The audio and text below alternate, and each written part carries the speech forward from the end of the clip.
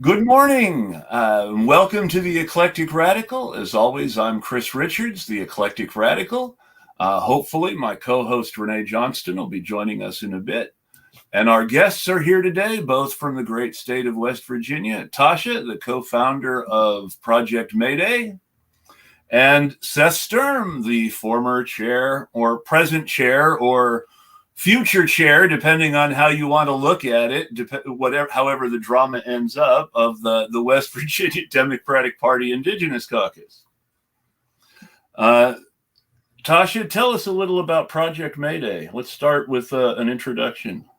Yeah, so I'm the co-founder of Project Mayday, and we are a grassroots and peer-led mutual aid and harm reduction group. We formed in 2022 and about the end of October 22, and we came in at a point in time where resources were needed for harm reduction, especially in Charleston, very, very much. And it wasn't getting done. And so we decided to kind of step in and do what we can. And we also love doing our mutual aid work because it gives us extra that we can do. Extra resources that we could provide, because we hate just, we don't want to keep ourselves in the silo of harm reduction. It's such a larger framework than that. So yeah, we just kind of get in where we fit in and help out who we can. Mutual aid is the most revolutionary, one of the two most revolutionary things we can do right now, the other being growing potatoes in buckets. I do love potatoes. Love them or not, if you have to, you can live on potatoes. And you can grow potatoes in buckets without having to have a greenhouse or a garden. And so if you are concerned that, and I hate to be too much of a doomer, but we're starting to sometimes slip in that direction. If you're worried about power going out and not being able to get around to the supermarket, and maybe you want to be able to feed your neighbors too, growing potatoes in buckets is one of the easiest ways that you can take care of yourself and others in difficult times. It's probably the easiest gardening anyone can do. And it's less work than going into the backyard. Obviously, not everyone can do it, right, but it's something basic. I have to remember that. The potatoes saved before the famine, because of the blight, the potato from Peru saved Europe from famines and fed the Irish, because all the other farm products were being exported to England. Yeah. That's why the potato blight was such a big deal, because it was all they had to eat. Mm-hmm. But no, I'm off topic. I wanted to talk about things that were going on in the great state of West Virginia that perhaps do not reduce harm. Namely, the Democrats joining with Republicans. I shouldn't pretend Democrats in West Virginia have the power to pass anything. I almost slipped up there. But joining with Republicans to pass a resolution, in the words of one of the Democrats in the state legislature, to stand with Texas. And for those of you who don't understand that reference, Texas Governor Greg Abbott has been doing a massive snow job on the border, trying to pretend that it's open and needs to be closed, when the facts on the ground at the border are that very little has changed from the Obama administration to the Trump administration to the Biden administration. We just cared about it while Trump was president, which gets overlooked a lot. I was seeing scaremongering about the border in my news this morning, blaming methamphetamine problems in a small town in Washington on a drug cartel in Jalisco, Mexico. And generally speaking, it's more expensive to ship meth from Jalisco to a small town on the Washington coast. That it costs more to just ship it that far than you'll make selling it in Washington. Yep. I don't think some of the people who scaremonger about the border understand the logistics of the border or how any of these things actually work. Yep. Most drugs are coming through legal ports of entry. Yes. and specific kinds of drugs. I lived on the Tennessee-Virginia border.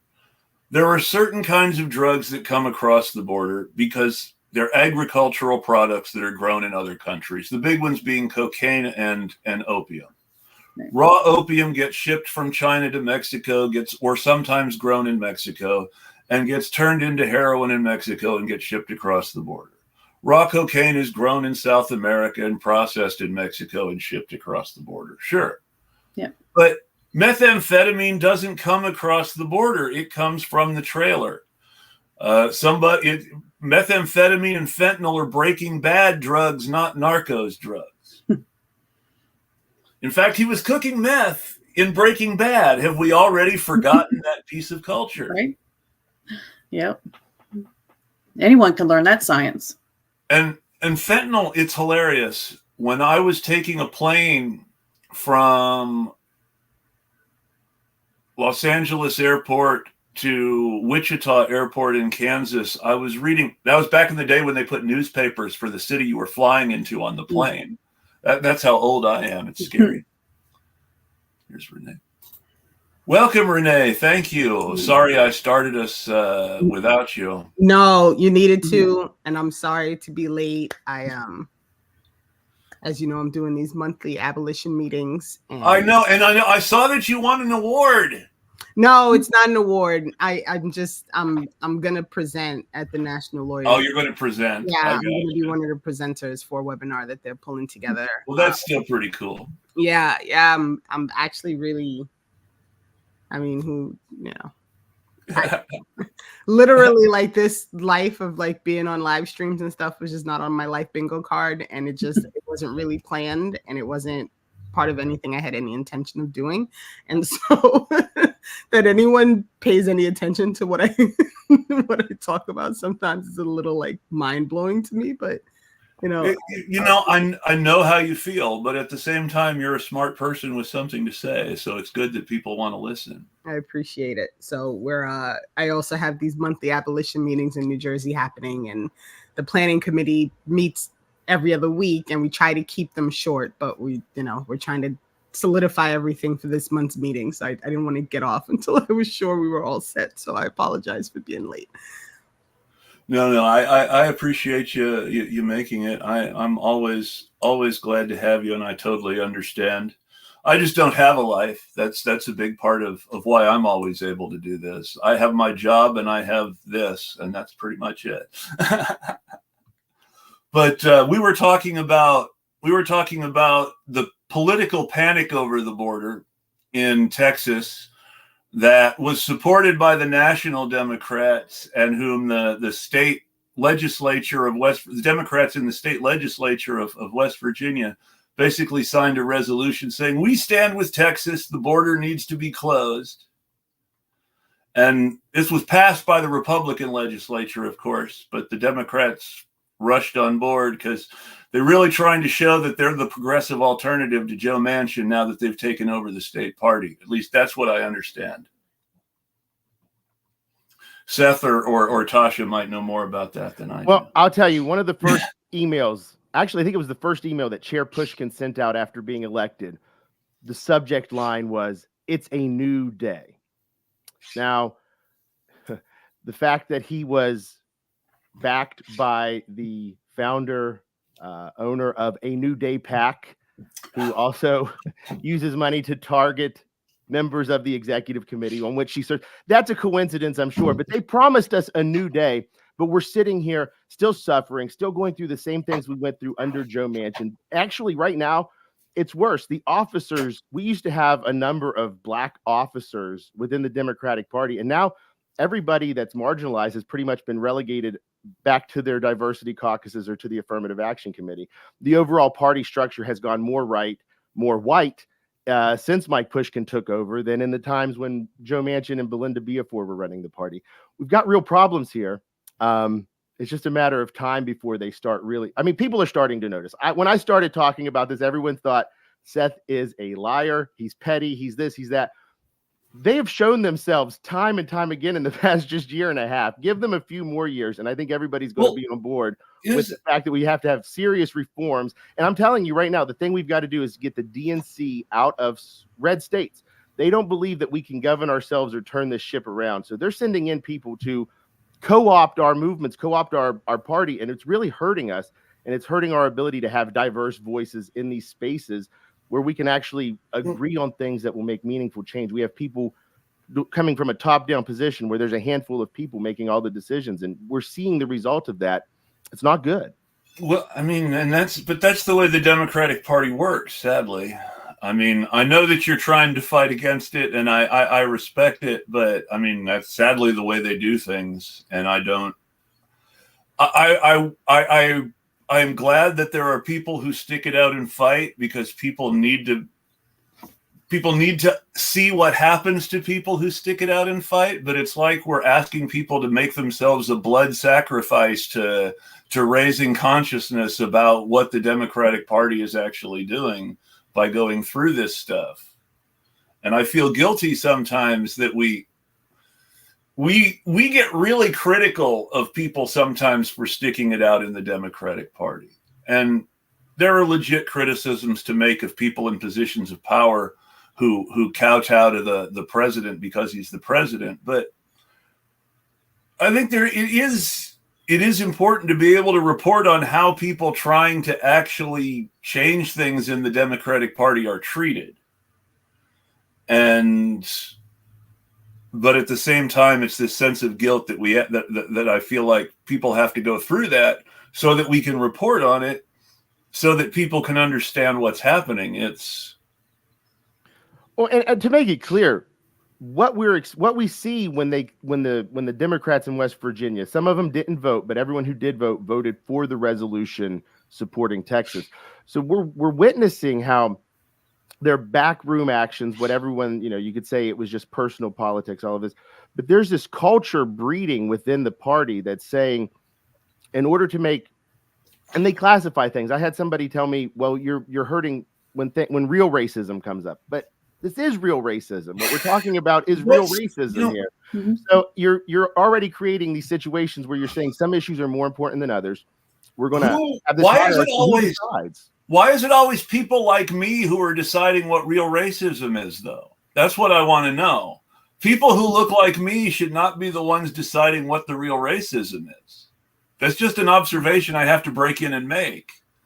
And it's difficult here in West Virginia, especially to watch, to witness this, to kind of both sides. And I don't mean to be critical or anything like that. There is an issue that people need to understand, though. And that's your internal bias. You have to confront it. It's really difficult. So I have people who are anti-party who are upset with me. I have people who are pro-party who are upset with me, who say, Seth, you're saying the same thing over and over again. You accuse all of these people of these really serious accusations. But the issue is we have this culture, and we have all of these people who are in some way, what's the word I'm looking for? Contributing to the problem, right? We have people who are engaging in behaviors that they may not view as being racist, but the end result is systemic discrimination and disenfranchisement for marginalized people. So I saw a tweet from someone that I'm sure you've both had run-ins with, Sean Fluharty of West Virginia, who was making this inflammatory tweet about illegal immigrants. Mm-hmm. And he's the guy who was making such a big deal in 2020 about how progressive he was. And I remember he was asking people like Paula Jean Swearigan to support him. And now he's making comments about illegal aliens. Mm-hmm. Yep. Well, it's also important to remember that Fluharty is on a podcast sponsored by, I don't want to say Caesars, maybe one of the casinos that operates in West Virginia, giving sports betting advice. And he's voting on legislation that involves gambling. And I'm sorry, as somebody, we have to have more regulations. The way that they're going about this online gambling in West Virginia, we're one of the few states where they're really just kind of it's open season. I know people who are losing a lot of money right from their home, from their phones. And, people can make their own decisions. I like to gamble every once in a while. I'm not going to lie. But the issue comes in, it's an addicting thing. And to promote it in the way that we do, when we have so many financial troubles, to look for these ways to collect revenue off of people at the bottom, really. It's disgusting. And Sean Fluharty profits off of it on top of it. So, and Appalachia has a poverty problem, and poverty problems breed all sorts of addiction problems that include gambling. And nobody's ever solved West Virginia's poverty problem. So the addiction problems just keep getting worse. But they want to blame the border for everything. Like we don't create poverty at home. Yep. We don't. And if I could, I just want to take a second to say that I was talking to a fellow who works at the dispensary, and he knows I'm in politics, and he told me, he said, I've had so many people that I thought were good people. He said, I thought were good people come in here this week and tell me that resolution didn't mean anything. And I'm like, if it didn't mean anything, that's what you want to tell us. If it didn't mean anything, you all could have voted no. Yep. But that's always my complaint when I try to get people to understand the dangers of the Democratic Party.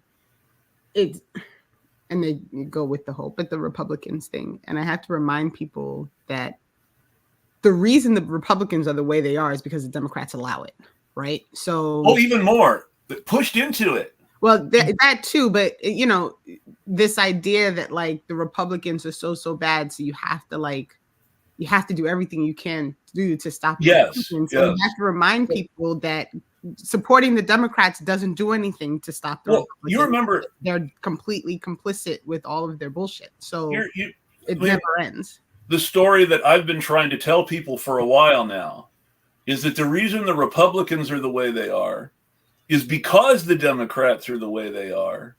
And it's because in the 1970s, a bunch of white conservative Democrats ran against all the liberal Republicans in big elections in the Senate and beat them. And it was conservative white Democrats who drove liberal Republicans out of American politics, not conservative white Republicans. And people, the reason that it was John Kerry's turn to run for president in 2004 is because when he was a prosecutor in Somerset County in 1978, he opened a criminal investigation into the divorce of a Republican senator named Edward Brooke, while Paul Tsongas, who ran for president in 1992 but had to drop out because of a heart attack, was running against Ed Brooke for that Senate seat. Now, Ed Brooke was a black liberal Republican who co-wrote who co-sponsored the Fair Housing Act, who wrote most of the Fair Housing Act, and he was run at from the right by a white conservative Democrat, and liberal John Kerry, anti-war protester, was the prosecutor who turned his civil divorce into a criminal case in an election year. But we're supposed to think the Democrats are the lesser evil when the reason we don't have good Republicans is because the Democrats targeted them all for defeat. And I'm not saying that they were great, but those were the years when people thought progress was happening, when we were passing civil rights acts and Social Security and Medicare. And those Republicans voted for that stuff. Cale Boggs of Delaware, ironically the man Joe Biden beat for the Senate in 1972, was the co-sponsor of the 64 Civil Rights Act. It's just all this stuff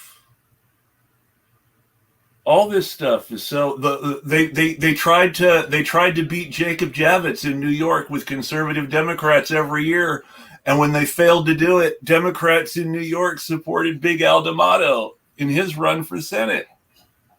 and Yeah. because they thought they could run against D'Amato better than Javits. And that didn't work out for Democrats. He had that seat for years. Yeah. And we're seeing a lot of Democrats here in West Virginia switch to Republican Party, like in the middle of session and shit, like Elliot Pritt. And yes. Thank you. I was going to mention him if you had. It's sad. I don't live in West Virginia, and I know these people's names. Yeah. I mean, we've got the same people around here, though. They don't switch. They quietly stay within the Democratic Party and just do Republican stuff. Yeah. But well, Republican stuff is what the Democratic Party here already does. So if you it's not more. It's not just there. You have to understand that Ronald Reagan and W. Bush, despite being two of my least favorite presidents ever, were pro-amnesty and were accused by their own parties of being pro-illegal. Whereas Clinton and Obama closed the border in very serious ways and denied people amnesty and passed to citizenship. And with the exception of a stretch while Donald Trump was president, when a lot of this stuff suddenly mattered, Americans have mostly ignored the fact that we've been doing this stuff for literally decades now. Mm-hmm. Yeah, they just want to use it when it's convenient for them against, the Republican. The hysterectomy doctor, the guy who was exposed while Trump was president that he was doing unauthorized hysterectomies on women in ICE jails. He was hired by the Obama administration. He started doing those under Obama. He wasn't caught until Trump was president because it was when Trump was president that people started looking. Yeah. Yeah. And the Dems use that against them, and they're like, "Oh, well, we're not doing it." So we're against kids in cages. Yeah. Close the camps. Yeah. And then all of a sudden they're in office, and Kamala Harris is making trips to South America to say, "Tell your people not to come." And you would think that people would have learned by now that changing border policy doesn't actually change conditions in the countries people are trying to get away from. We have to pull the CIA out of those countries. Yeah, right. Yeah. Yeah, we're not talking about why they're leaving.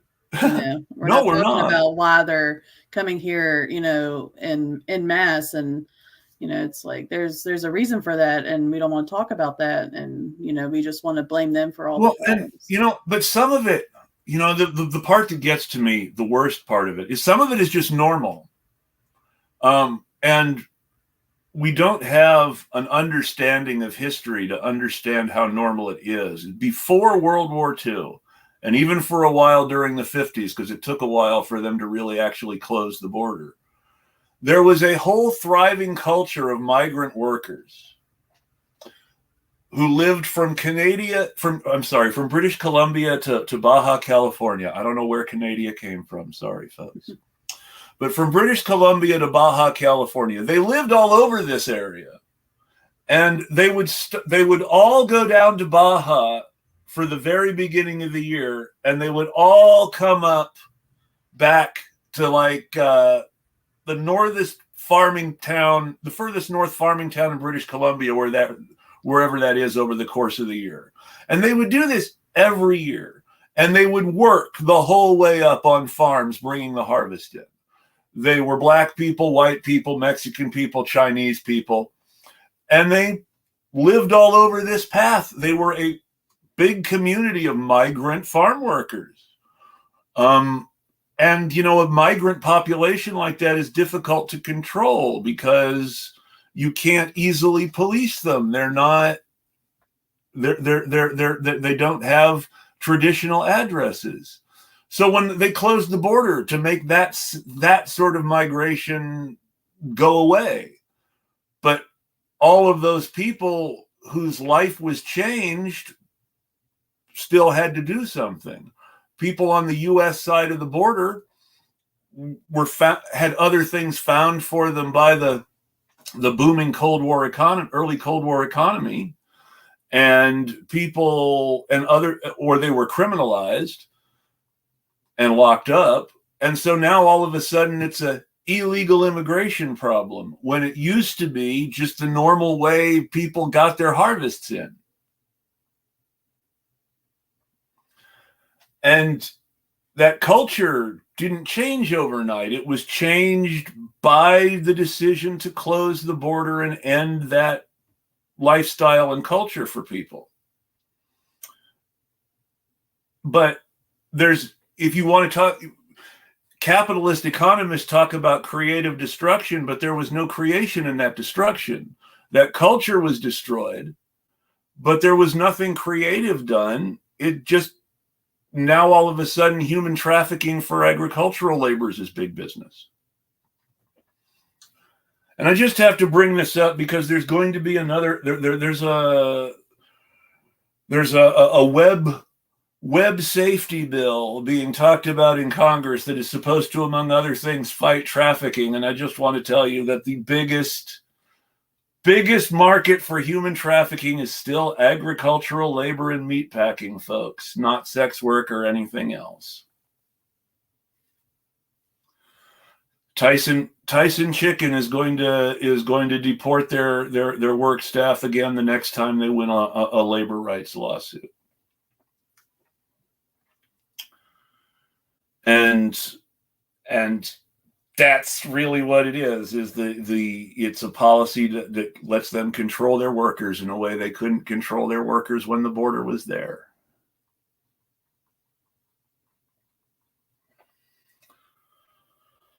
And of course, it racializes people more because it's people from the southern part of the border that are trafficked north. And those are the people who then die of heat stroke on farms during our unseasonable September and October heat waves. I live in an agricultural state, can you tell?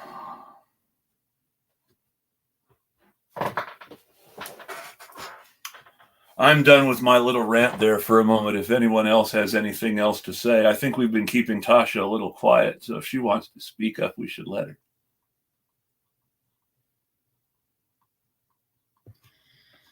Yeah, it's just been interesting to watch here in West Virginia, since I've been living back here. And especially, I would say maybe like when was the Muslim travel ban passed? Like 2017? He promised he would do it in 2016, and it was like his first executive order after he took office in 2017. Yeah, and I think that's really when I started I don't know if it's maybe when I started paying attention, but when I really started noticing like a huge shift in the conversation about immigration and, asylum and those sorts of things. And it's really when you just started kind of seeing, like we were talking about how the Democrats really felt about it. They would, the ones that I see would talk about it, like they would start to be somewhat progressive about the idea about immigration, but then they would still, the dog whistles would come out. It's like, but we want them to do it the right way.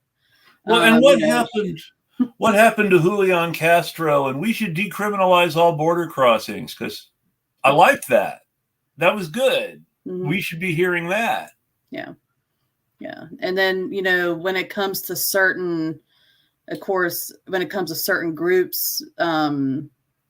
seeking asylum or immigration, it's not a problem. We have certain delegates and senators that will speak up and defend, certain groups like Pushkin will, and but then when it comes to other groups, it's either radio silence or a complete vote against I've actually got a great example, though my news on this comes from a journalist based out of New Jersey, where in more closer to Renee than you guys. But when we pulled out of Afghanistan, we did not evacuate Afghan nationals on a principle of who was most likely to be in danger from the Taliban or who worked most closely with the American government or things like that. We evacuated Afghan nationals based on their ability to pay, which means that And, you know, this is the sort of thing that if people really were concerned about things as a national security issue, they would look at more closely. But we have people who probably fought against the United States in Afghanistan who were able to get out of Afghanistan before the Taliban took power again, because they paid to get out and they had the money to be able to afford it. And those are the people who got help getting to the US, people who could afford it, not the people who were in danger in Afghanistan, but the people who could afford to pay to get to the US. Yeah.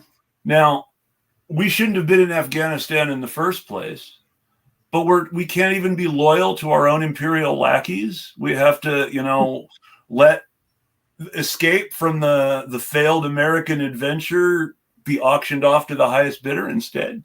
Well, yeah. Yeah. And I think it has a lot to do with probably the color of their skin. Well, I mean, I'm sure that does. Is they certainly, you want the best and the brightest, to use their words.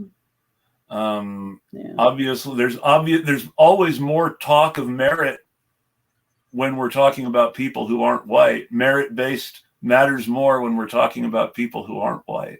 Mm-hmm. Yeah. Nobody talks about merit-based prioritization of Ukrainian refugees. Right. Yeah. Which a couple of our delegates were very excited to welcome, you know, when that was going on. So I thought it really, I was really shocked that fewer people noticed the mask off moment when the former US-backed president of the Ukraine, joined the Azov division and was putting the little Nazi badge on his arm, and people were still saying, none of the major political parties in Ukraine are actually Nazi. They just have this tiny part of the vote. Well, that's what they said before. That's what they always say. But the problem is it's not true. The largest political party in Ukraine is the Ukrainian People's Movement. At the time that Ukraine actually became independent of the former USSR, the Ukrainian People's Movement was the only party in the country other than the Communist Party of Ukraine, because those were the only two parties that had really been organized at all under the USSR. So who is the Ukrainian People's Movement? Well, they're the people that the Heritage Foundation and CIA paid to organize during the Cold War. And most of them are, in fact, what could be called Nazis. Mm-hmm.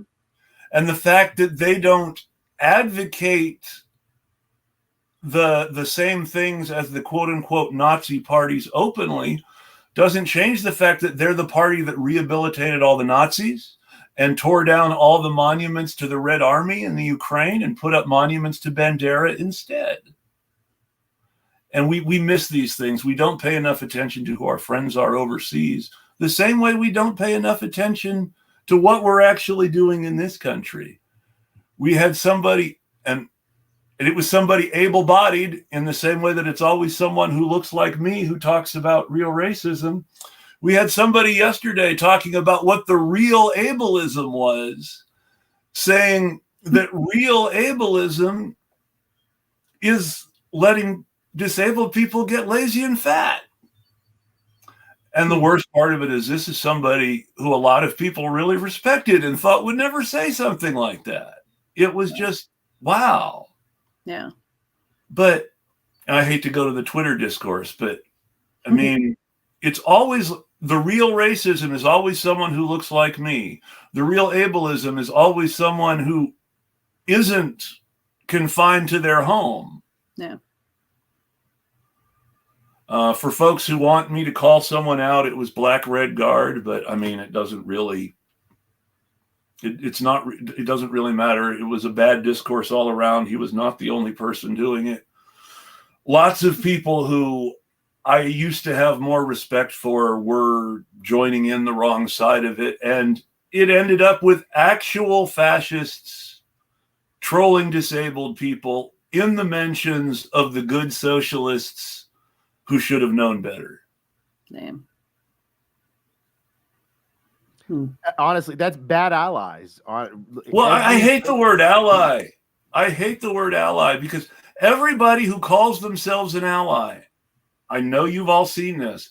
Everybody who calls themselves an ally is wanting to tell their allies what they should do to keep their allies, not talking about how they can most effectively advocate for their allies. I said bad allies, in fairness. Well, yeah, but I mean, but everybody who claims to be an ally is a bad ally because, you know, the word ally doesn't seem to actually mean I'm committed to helping you. It seems to mean I have these expectations of how your struggle, I can be more comfortable with your struggle. That is exactly what it is, honestly. That's well said. I mean, it's like, I try to talk about criminalized work as much as I try to talk about traditional work. But, you know, people get really, really right wing on immigration and disability, but or drugs. People get really right wing on drugs or sex work. And it's like criminalized work makes things worse for everyone, not just the criminalized workers. And if you can criminalize one class of workers, you can criminalize any other class of workers you want to.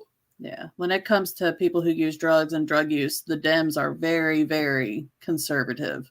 Like, they don't want to help until they think the person is ready to, like, seek recovery, basically. Like, those are the only people related to substance use that they want to help. And that whole medicalization, medicalization of addiction that was supposed to, it's a disease that was supposed to make it more humane and better for drug users, has just become another way to torture people.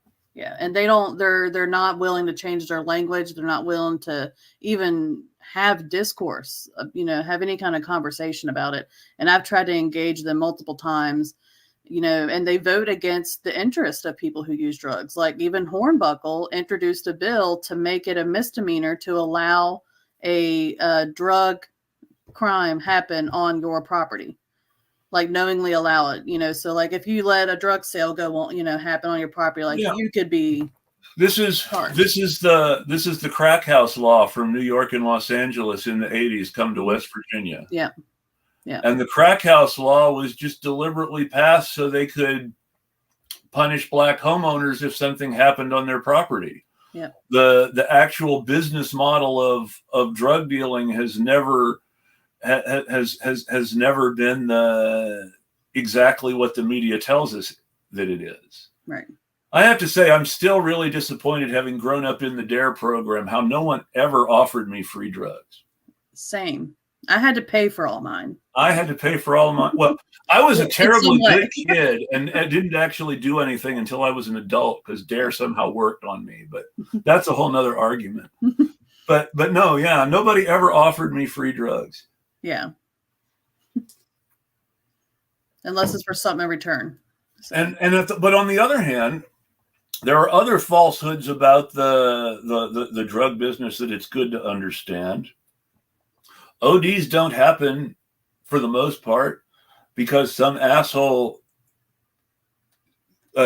tells someone they're buying heroin and sells them fentanyl, unless they work for the cops. Drug dealers who work for the cops do that. But anti-cop stuff aside, most drug dealers tell people what they're buying because if their customer dies, that customer isn't giving them money anymore. And they like money. They're in business for money, not to kill people. Yeah. The number one cause of overdoses is forced 30-day rehab. Yep. Yep. Which is where I get to the medicalization of addiction. I said this last week. I say this every time the topic comes up. Rehab only works if you want to rehab. That's one of the reasons why people have shifted to only wanting to help people who say they want to rehab, because only people who want to be helped can be helped. No. Only people who want to rehab can rehab. That's different. There are lots of ways to help people who don't want to rehab. Yeah. But yeah, forced 30-day rehab kills. People come out hurting. They want to fix, and their tolerance is down because they haven't had anything. And so they OD. Yeah, we have a lot of overdoses because we're running out of rehabs, basically. But incarceration, folks coming out of regional jails. There's a lot of overdoses near one of our regional jails outside of Charleston, in between this stretch of land, because like they have the jail in a very inconvenient spot here in Charleston. And so folks have to walk basically to get a bus or any kind of transportation.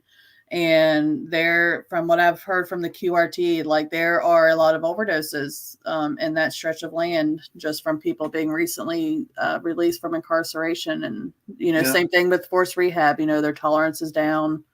When I lived on the Tennessee-Virginia border, I lived in a little tiny town called Blountville.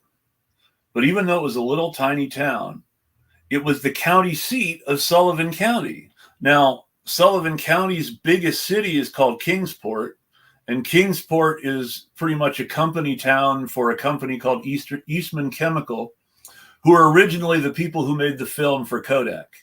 They were part of the Eastman Kodak company back in the day. Now they're just Eastman Chemical because times have changed and cameras aren't the same thing anymore. So because the biggest town is a company town, the anti-company people put the county seat somewhere else where there isn't anything, so that so the local rich people could run the county the way they wanted. So the county seat is too small in the first place to be a county seat. And second, the county jail is tucked up behind the town itself in such a way that it's very awkward to get to. And because it's Blountville, Tennessee, there aren't local buses. Mm-hmm. There is a sort of a county shuttle thing, but it's not the same. If someone is letting you out of jail at midnight, and they always let people out of jail at midnight because they want to screw with them. If someone is letting you out of jail at midnight, not only can you not wait till morning to take the bus because there isn't a bus, but you're stuck in the middle of nowhere deliverance country by yourself, wondering what the heck is going to happen, listening to the cicadas. Yeah. Yeah, it's the same here. Yeah. And I'm sorry for my somewhat regionalist reference to where I used to live in Tennessee as deliverance country, but the white people there were scary. I'm sorry. Yeah. I'm more scared of the white people up the hollers here than Well, no, see, I don't want to be too. It wasn't so much the hollers wasn't so bad. The hollers were you just got to know which ones to go up. But yeah, definitely. Yeah. But what it really was the what you would consider the salt of the earth, Middle America, as they like to call them in Republican politics and even Democratic Party politics, the real America, the heartland. Which is to say, it's just enough of a big town to have a rich person, and just small enough that the rich person can get everybody on his side if he's nice enough, and can convince people to not like illegal quote illegal immigrants, unquote. And the thing that really bothered me the most about living in that part of Tennessee was the same folks would complain about illegal immigration and talk about the great Mexican restaurant they had just found. And it's like, you think you're going to get that? Look at the people who run that restaurant. Do you think you're going to get that restaurant without what you're complaining about? Yeah. Yeah, we want to appropriate all the cultures, but we don't want to have the people. The undocumented people I actually knew in Tennessee were not the typical undocumented agricultural laborers. The undocumented coworker that I had was working at the job she was working with me for the healthcare benefits, which is sad because they weren't very good, but that's a whole other argument. She was working there for the healthcare benefits, but her family owned one of those restaurants we were talking about, in fact. So I was always laughing because people would complain about illegal immigrants. You know, the family that owns the restaurant you love is undocumented, right? Yeah. But nobody pays attention to anything. They don't.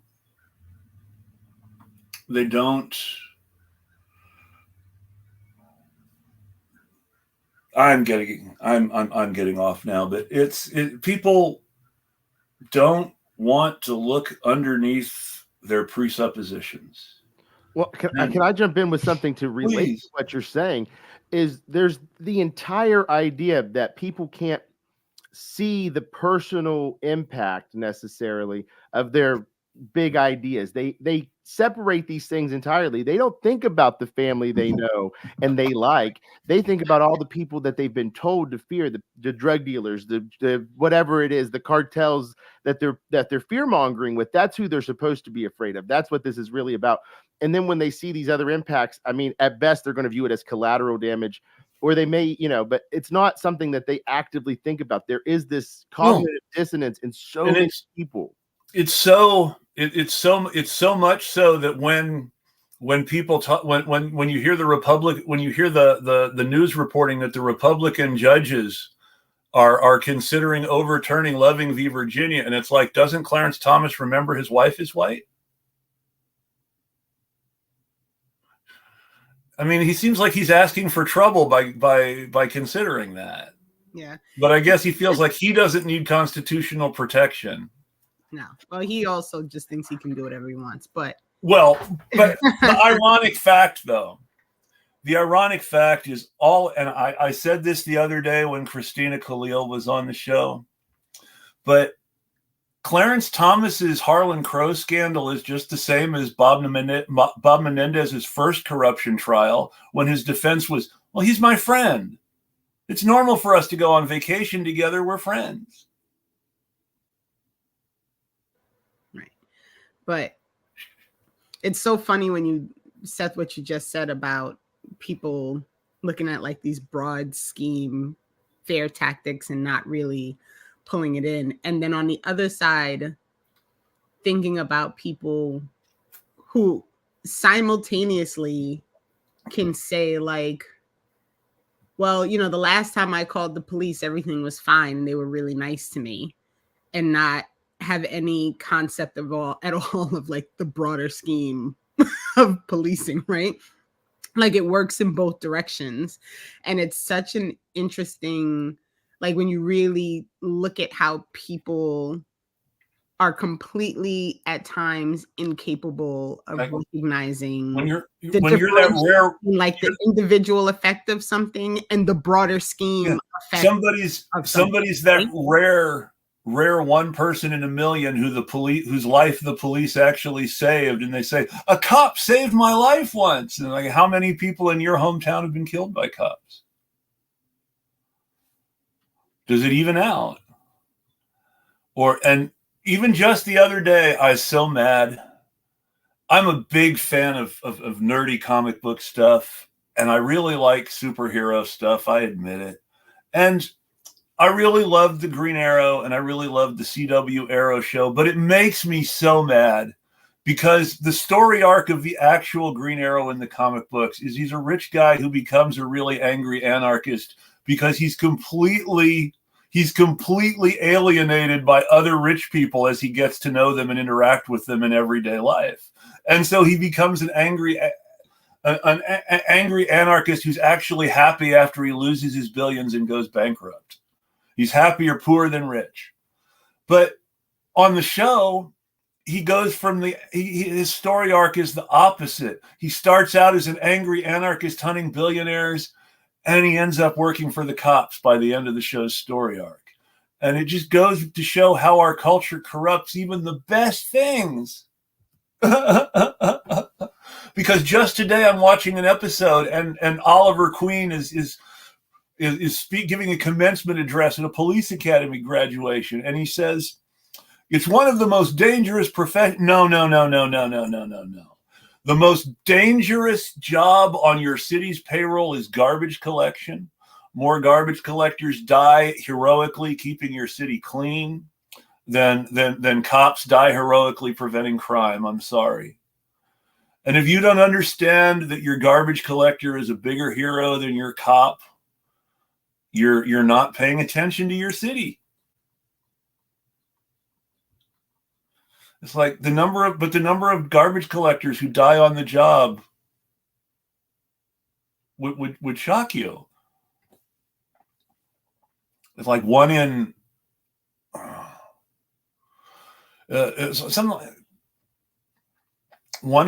so many for every 400.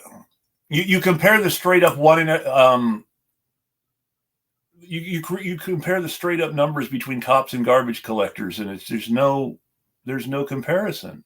It's much more dangerous to be a garbage collector or a lumberjack or the guy who climbs the pole for the electric company. Those guys get struck by lightning, and there's nothing like getting struck by lightning while you're actually on the electric pole in the first place. Shit, those dudes that go up on the skyscrapers to watch the windows. I was just watching a video of that today. Yes. I was like, I don't. Mm-mm. Now that he also used to be the highest paid guy in the building, and that's not the case anymore. The window washer used to be paid for that risk on a level he's not comparatively. In the terms of real money, the window washer might be paid more than the CEO with overtime. Not anymore. Mm-mm.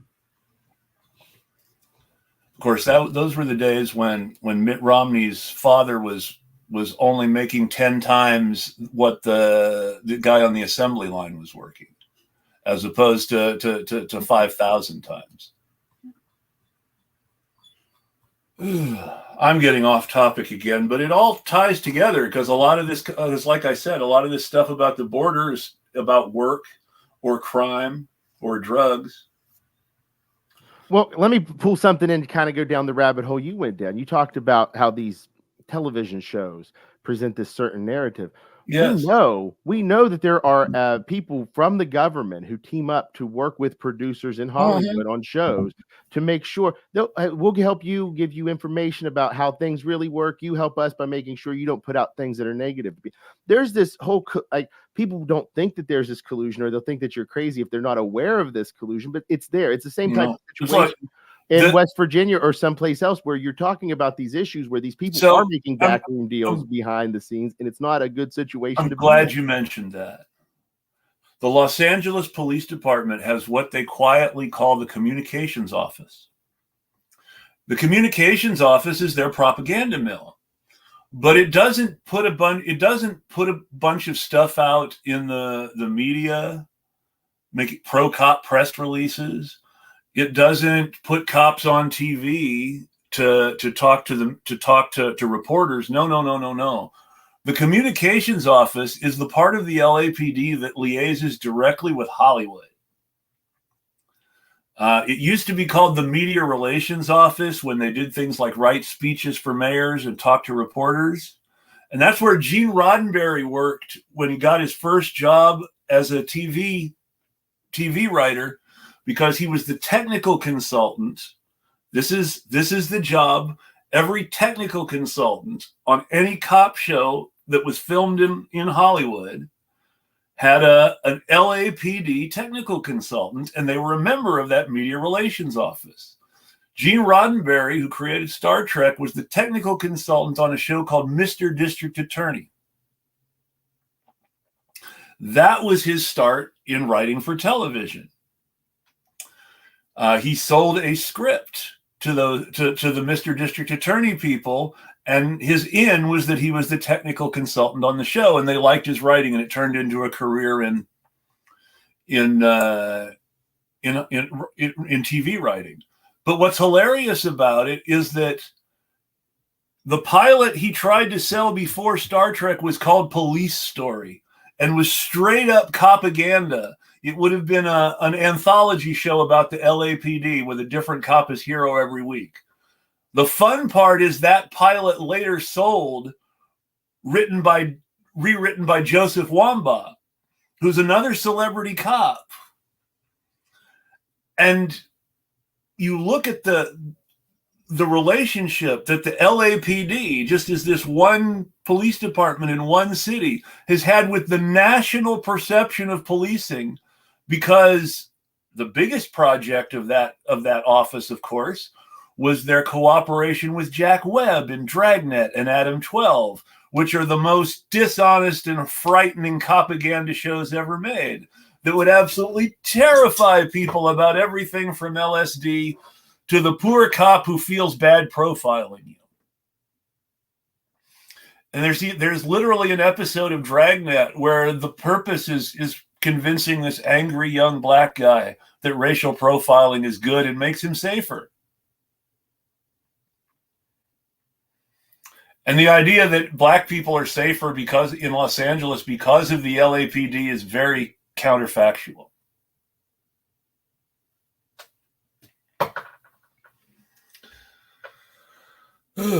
But yeah, so that's the LAPD is responsible for how people see cops because of this. They just happen to be the closest police department to Hollywood, so they put together a shop to tell Hollywood how to write about cops. Well, and it's it's almost every institution. The FBI does it. The CIA does it. Like, this is just what people do. They understand the power of media manipulation. They understand the power that is able to be wielded from these spaces, and they are capitalizing or taking advantage of their positions and their institutions to influence it. So, like, media literacy in this day and age is super important, and like that's just something that we can all agree on, I think, even though that's not the topic of conversation here. But that's one of those concerning things that we all have to be on the lookout for. And it happens everywhere. I mean, even in just regular reporting of the news, you have to use that same discretion when analyzing who's reporting on what story. It's like here in West Virginia, I know there are a lot of really good reporters. There are some that have, like, for instance, in 2021, they reported on the Affirmative Action Committee's formation and the drama that kind of happened within the party. But then whenever they brought in the racial majority, or they had mostly white caucuses at that point. And when they brought in the racial diversity caucuses, and we were alleging discrimination from within, I reached out to, Marianne Clater reached out to these reporters who did this original reporting on it to say, hey, how about a follow-up? You know, you quoted Marianne Clater. Let's talk about what's going on now. No interest in it whatsoever. Just totally, I mean, some of them actually attacked me for even bringing it up. It's just that situation where if you're not able to get into these spaces to tell your story or to be heard, you can be absolutely sidelined and completely ignored because of the power that they hold. It can't be understated that they are the gatekeepers of information. And if you're not able to break into that mainstream arena, people just don't take you very seriously. And that's something that we need to be aware of as well, because it's not always that they have the best reporting or the most accurate reporting. It's just that they're the ones who decide what is reported. So it's a tough situation all around. And like here in West Virginia, I don't know. I think it's our size really helps it be so insular. I don't know. It's just really difficult when everybody seems to know everybody.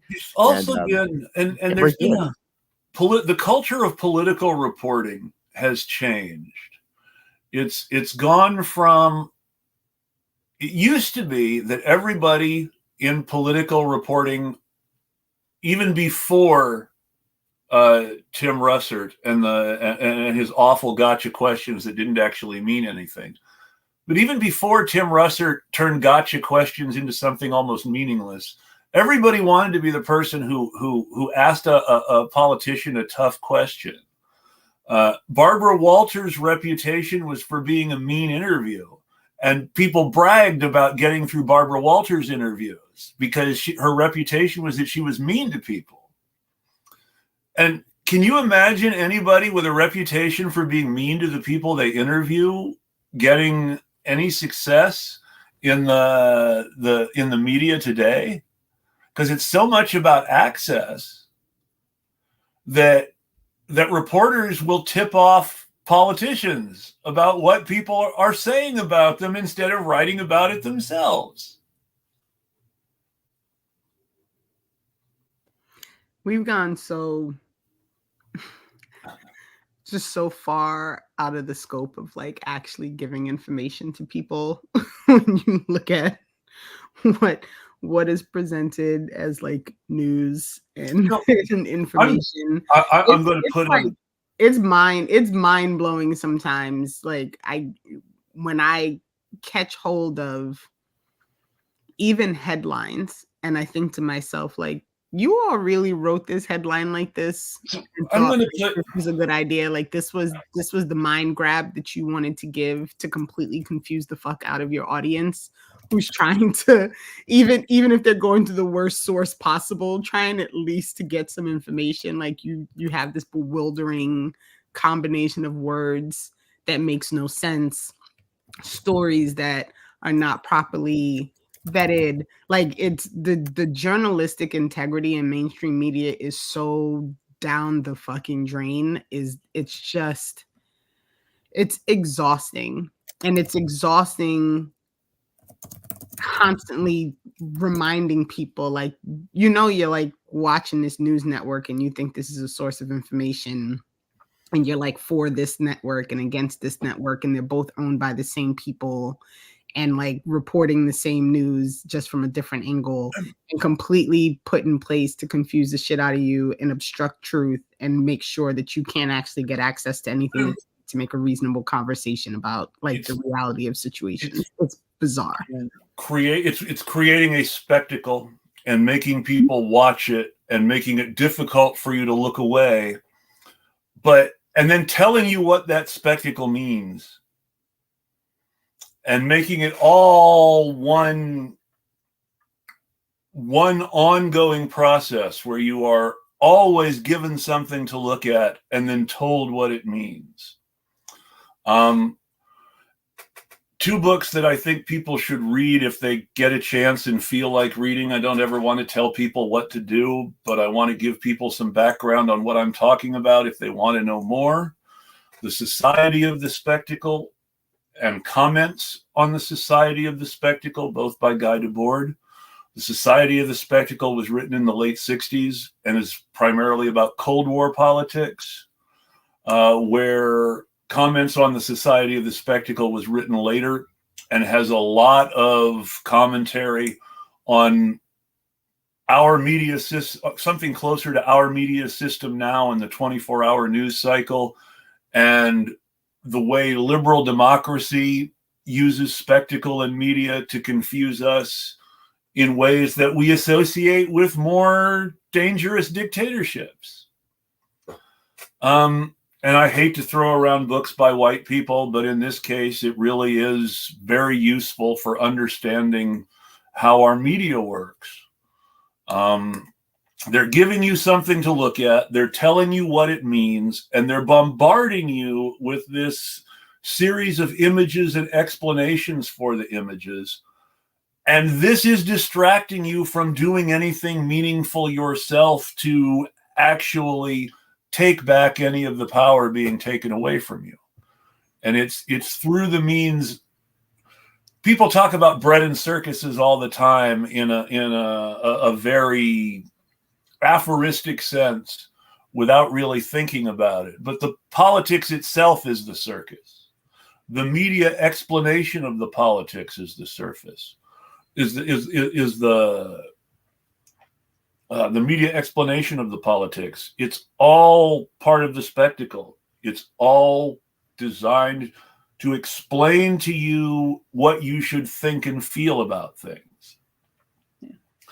And it can be sneaky. It builds up all these preconceptions and strengthens them, whether it's about people who are different from you, about the way the government works. People agree with Republicans or Democrats, and we're polarized 50-50 between them. And that's why nothing gets done. all these things are part of this spectacle that is created for us rather than our objective study of our own reality.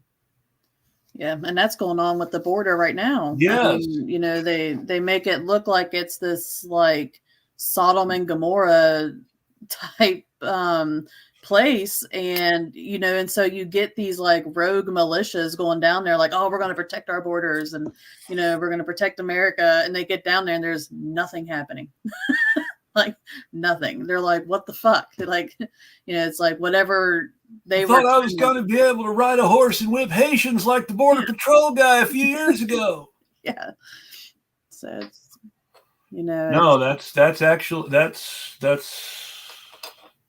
a terrible image, and that happens, but that's not the normal day. Yeah. And yes, people cross, but most people who cross are seeking are either being trafficked, and if they're being trafficked, they're often coming through legal ports of entry with a handshake and a bribe. Yeah. And if they're not being trafficked, they're usually seeking asylum. And the people who are being labeled as illegal immigrants in the system are the people seeking asylum. They're the people crossing the border and saying, hey, help me. Mm-hmm. And then we lock them in jail because they might commit a crime if we don't lock them in jail. Right. Or we let them go in a limbo status where they can't really do anything but wait for the verdict in their case. And some cases as long as 10 years, not because of the backlog, but because it actually takes time to investigate some of the things people claim, and there is not sufficient money for those investigations. And it's the investigating of the actual circumstances of asylum claims that takes the longest. And if we just had an understanding of the breakdown and the fact that the border is an artificial creation that was designed to cause problems that people would then be able to profit from, it's very different. I mean, before World War II, the border was open. The reason there were so many songs about people running south to Mexico is because there wasn't a border stopping you from running south to Mexico. That's a new creation. There was a minor genocide. I don't like to use the word minor. Let's drop that. There was a genocide in Texas after the World War, during the process of closing the border, where people in border communities were run out and forced back into Mexico. This doesn't get talked about. The biggest mention I've ever seen of it in American TV was on Robert Rodriguez's one TV show network, El Rey, which was which was basically created to telecast so that he could stream his TV show version of From Dusk Till Dawn, which was a good show. But in that show, Don Johnson actually talks to the Mexican Texas Ranger about the genocide the Texas Rangers did on the border in the late 40s and early 50s. And that's the only time most people will have ever heard of it, if even then. Yeah. And it's just, when we talk about the border, we're talking about eugenics in the same way that we're talking about eugenics when we talk about COVID, or we talk about disabled people, or we talk about race. Mm-hmm. The same people who don't want masks and vaccinations also want a really, really strong border and lots of money for cops. And they want us to keep fighting wars overseas, because they understand that all these things combine to have the kinds of effects that they want on specific populations. Yep. And it's not a conspiracy theory. It's just the way it works. It enables their system to continue to work the way it's supposed to. Exactly. The system feeds on lives. The system doesn't work without lives to feed on. It was slaves. It was indigenous people. It's undocumented immigrants. It's essential workers. It's racialized people. It's disabled people. The system feeds on lives. Yeah. The reason that so much money was transferred from the poor to the rich during the COVID pandemic and the housing crash was because that's just the rich people. These economic disasters are just rich people taking their money back as they see it. Does anybody have any final thoughts before we close up? Renee? No. I'm like deep in my rabbit hole with updating my Cop City information, so I should have it all cleared up for this Lawyers Guild thing. And and yes, Cop City is still ongoing. There was just another round of arrests. Mm-hmm. The cops are now swatting people themselves. Right. It's getting totally out of control in Atlanta. They just passed a bill.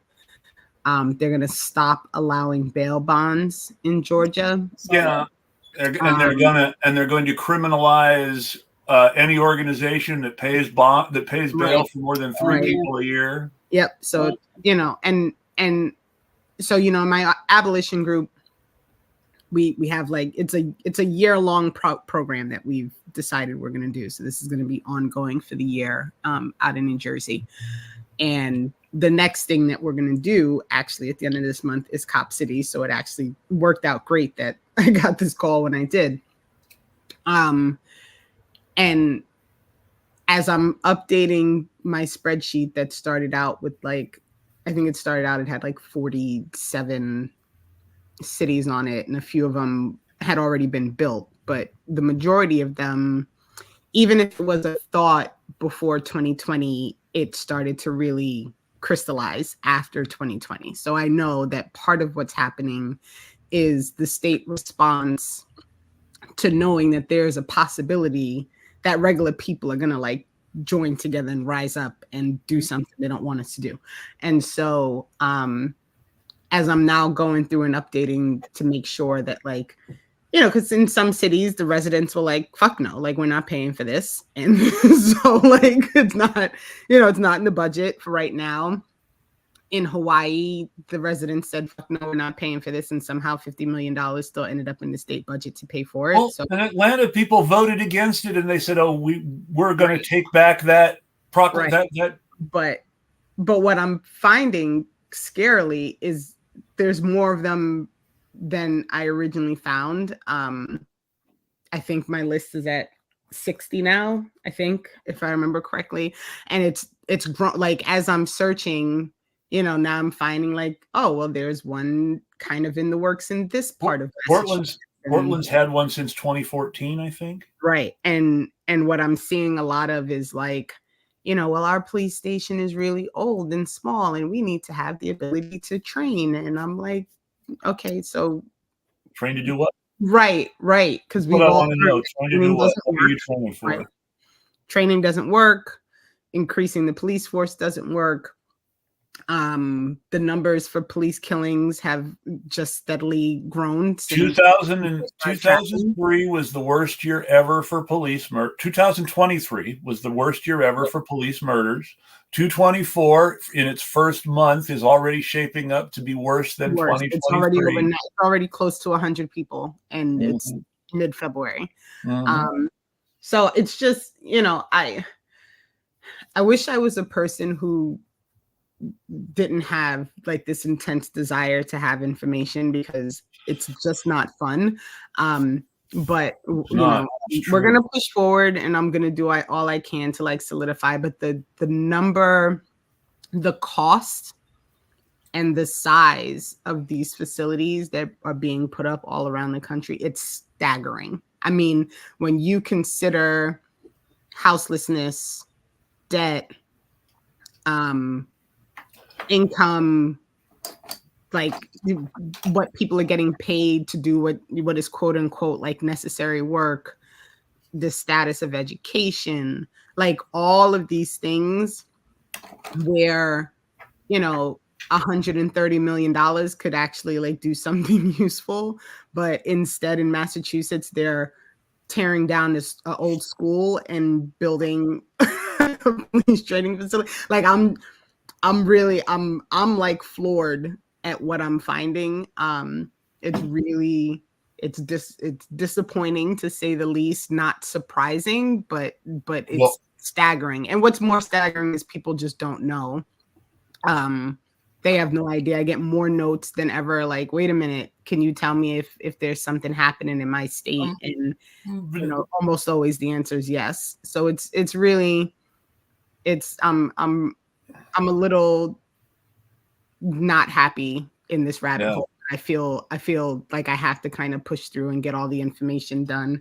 But once I have the final details on what the National Lawyers Guild webinar stuff is, like where it's going to be and how people can access it and all those things, I'll make sure that I share it so that you can, you can share it as well. But we're just going to keep on going because people have to, right? Like if the few people who give a shit and who are trying to present information, are trying to open the eyes and are trying to have these conversations, stop doing it, then we're all definitely fucked. And like we're never gonna get out from under it. So, we'll just keep going. But I thank you for the platform as always, for sharing with me. And Seth, it's good to see you again. And Tasha, sorry I was late and didn't get to actually say hello at the start. But nice to meet you. And yeah, you too. We'll see what happens next. Seth, do you have any final thoughts? Anything you want to promote? Yeah, I just want to say, I hope that people really start paying attention to what's happening in West Virginia. I'm getting calls from states, Oklahoma, Alabama. The issues that we're seeing here, I said it when it was happening. This was a test ground to see what they could get away with. I'm noticing that in Oklahoma, they're doing the procedural rigor stuff. We're going to do credential hearings. We're going to do that. You can't do that because the rules specifically don't say, all of these different things that they're doing. They're not going so hard on the racial stuff. So I think that they've seen in Alabama and West Virginia major backlash from the people that they're supposed to be representing. I think that they're just trying to see what sticks, what doesn't. And I think that what people really need to be aware of moving forward, especially if you're in I don't think it's just going to be Democratic Party, because I know a lot of these people in West Virginia are doing it in the Mountain Party and other places as well. Green Party is having people come into it with this idea of kind of just being bad faith actors in the movement. And so I think people just need to be aware of it. And, don't let procedural rules keep you from doing what you need to do. The whole purpose, supposedly, of something like Robert's Rules of Order is to make sure that your organization operates efficiently and without too much internal discord. So don't use that as an excuse to create that internal strife and limit the action you take. I have to say something as a white person. Robert's Rules of Order is chosen because it's very easy to use it to be racist without explicitly being racist. It's by design. And I don't think enough people really look. Again, it's basic stuff we don't question. We think of these certain notions of decorum and civility and proper order as being these sort of civilizing benchmarks, when really they're a face that we put over the blue war paint that our ancestors wore when they were burning down Roman cities. Because the thing that we forget as white people when we talk about civilization is we are not, as white people, actually descended from the civilized people.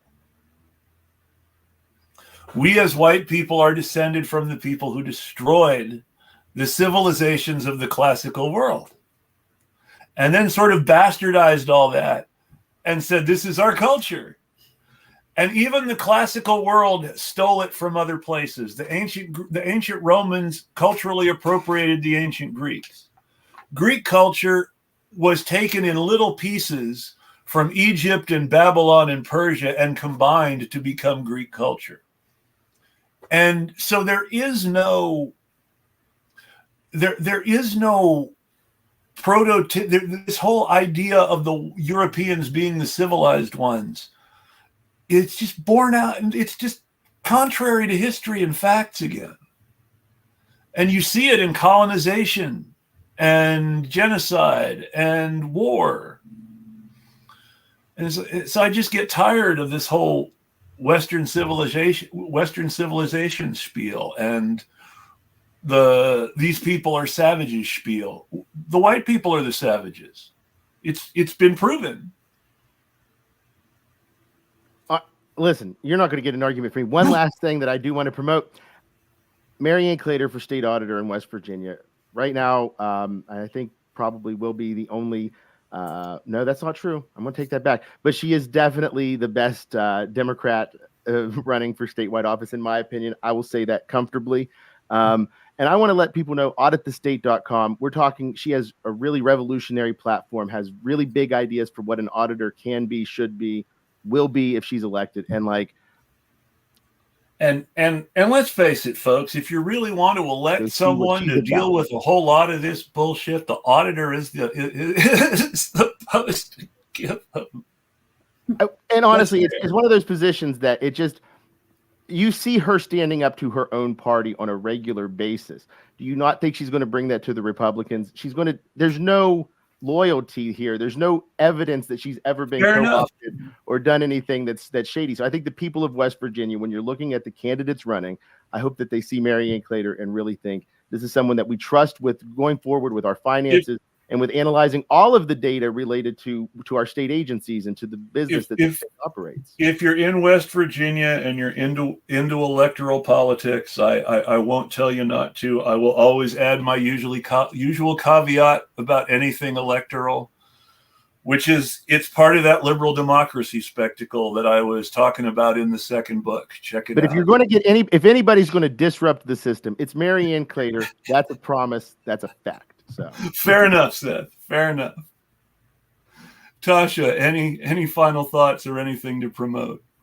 Yeah, I guess, I am so glad that session is halfway over. And I'm so glad that, it's both a good thing and a bad thing that we've only had 10 or so bills actually make it through, so that means that their destruction is moving at a slow pace, but also anything that has any kind of potential to be beneficial to our state is also not making it.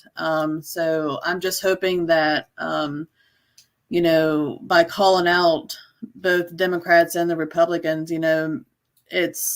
I think I'm seeing a big wave of it occurring, for the first time. And I'm excited for that. Like, I'm really glad that they're finally getting called out for their shit. And, and it's coming from their own people.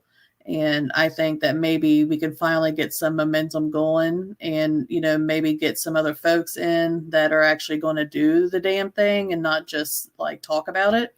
So that's really good. But yeah, it's a shit show here, and I'm glad that there's other people to talk about that with. And the only thing I would promote is Project Mayday, which is my harm reduction and mutual aid crew. We have all the social media, so you could just search for us on there. And our website is maydayx.net. And I was checking them out the other day just to do my due diligence, and they do some good stuff. So, if you are in West Virginia, if you can get involved, hey, that's something to get involved in. Mutual aid is what matters right now. We are all going to need mutual aid at some point. Mm-hmm. I don't like to be too pessimistic. I do have a lot of revolutionary optimism still, but I see things getting worse before they get better. Still, too many people are still too comfortable to feel like they don't have anything left to lose. Yeah, and we just have to try to keep demands consistent. Yeah, we take care of us. So Yes, that's what we have to remember. I want to thank everybody for joining us. My final promotion is always, hey, like, retweet on Substack and Twitter. More people see it, the better. More people who can learn, the better. Sharing the media is really still the best way to pay me. If you want to support the show, please, Patreon, Eclectic Radical.